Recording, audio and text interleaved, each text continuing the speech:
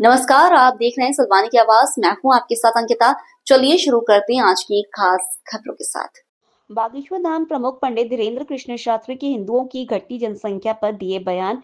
हिंदुओं को 4 बच्चे पैदा करने चाहिए, संख्या बढ़ेगी तभी खेल बनेगा।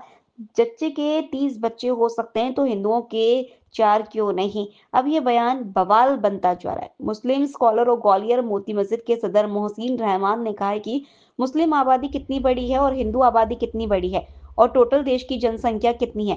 क्या बाबा से, संत से और किसी मस्जिद, मंदिर, गुरुद्वारे में जाकर पूछना पड़ेगा कि मुझे मेरे अपने घर की आबादी क्या रखनी चाहिए? यदि मेरी आबादी ज्यादा है तो मेरा घर बाबा चलाएंगे। बाबा सरकार के समर्थन में काम कर रहे हैं तो ये भी स्पष्ट करे कि आबादी बढ़ाने वालों को सरकार क्या देगी।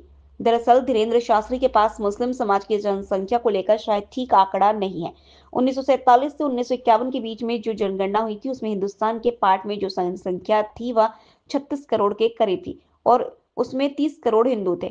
और 2025 में जनसंख्या के क्या आंकड़े, या तो उन्हें जानकारी नहीं या उनके पास आंकड़े ही नहीं। धीरेन्द्र शास्त्री जी के पास शायद आंकड़े नहीं है।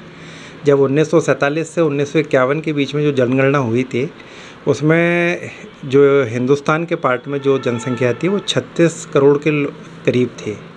उसमें से 30 करोड़ के करीब हिंदू थे और बाकी अदर कास्ट थी जिसमें मुस्लिम और वो भी थे। अब उस अनुपात के हिसाब से 2025 में जनसंख्या के क्या आंकड़े हैं या तो उनके पास ये है नहीं।